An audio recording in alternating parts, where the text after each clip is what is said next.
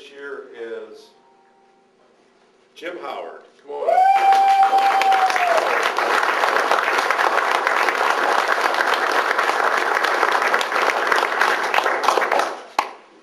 Jim and I go way back, way back, and well, we look pretty young, don't we?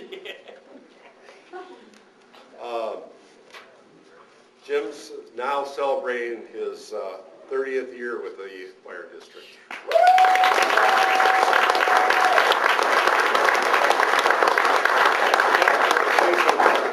Well, the only person that has more years is Chief. He's got 31 years.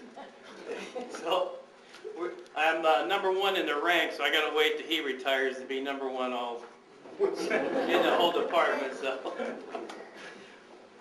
Congratulations. Yeah, I want to congratulate all of you.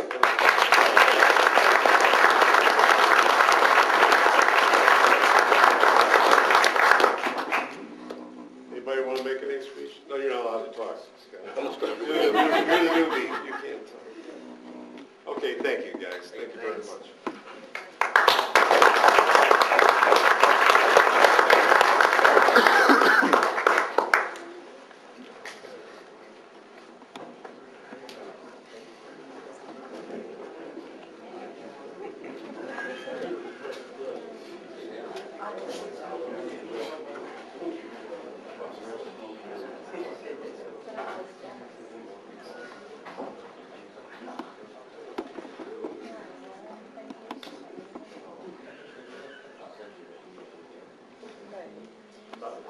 One of the things that comes up a lot of times when we talk about things, I know people that come every meeting, that we talk a lot about how valuable mutual aid is, and there's different types of mutual aid. There's a type of mutual aid that's set up into sort of an SOP kind of form. It's into what we call a MABUS boxes. That's the kind of response that if you need help, you go to the book, buy the book, and you call for whatever you need, the resources you need by calling out a certain number box. But we also have other kinds of mutual aid, and that's automatic mutual aid. And that's the kind of aid that you should know as a citizen of Madison, that in a time of an emergency, there's times that there's going to be other people coming to help you automatically. So there's two ways that we can have people respond to your emergency. That's to have them come automatically, that as soon as they hear those tones or whatever the incident is, that dispatch automatically calls that department and says, come and help out Madison, or vice versa. We go and help some other community. So what I want to talk a little bit about tonight is a disaster we had, or it was an emergency that did not have a very good outcome. This happened just this last June 8th. It was a Sunday around 2:30 in the afternoon. My wife and I, we were going to take a ride. Started off driving through Madison, and the call went out of a possible drowning. And you got to mind, I'm already on the road,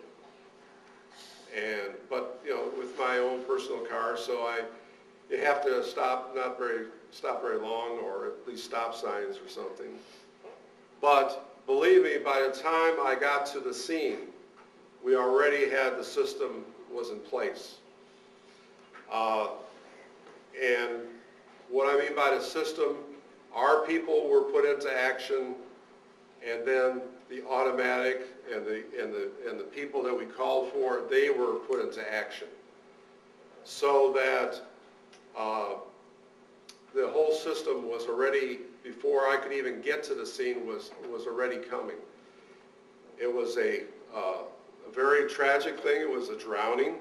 The call went out of a 10-year-old or child who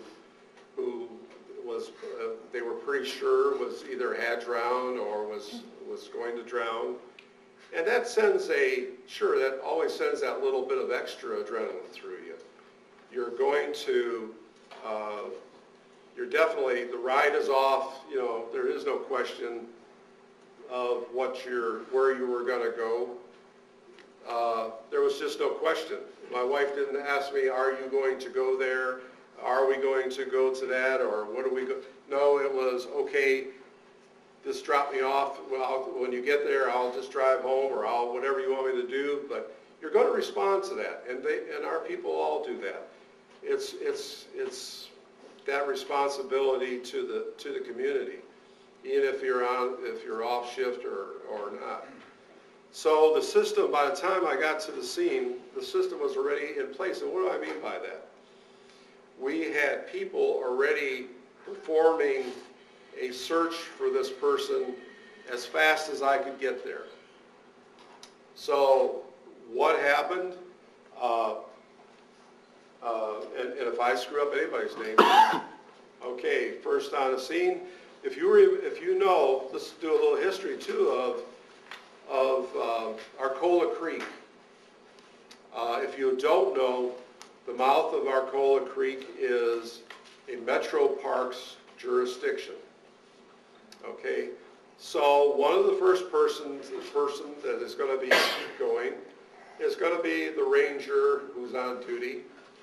And what I'm going to do tonight is just kind of set you up of the people that responded there. Okay, so Pat Donaldson, are you here? Did I see? Come on up. Pat, and you know what? I made this very casual today. And I didn't want to make it, a lot of people ask me, what to wear. I said, just wear your duty stuff or whatever, casual. But these people, Pat is off today. He was off duty today, but it was kind enough. As soon as I said, could you stop by? Sure. And that's the type of people that are out. Pat is a ranger for Metro Parks. He was one of the first people there, not just there to observe.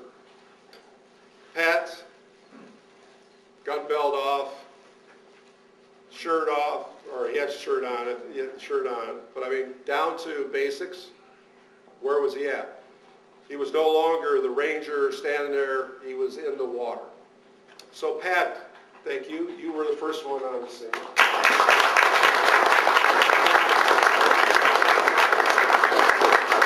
Then some of our people started to come in, and lieutenants. Interrupt for 1 second? Sure. Just for clarification, I was one of the first responders. Madison squad and Officer Hess were actually there before me. When I got there, they were in the water already. I just joined them, just for clarification. Okay. All right. So, Officer Hess, he mentioned Officer Hess. Ron Hess, come on up here.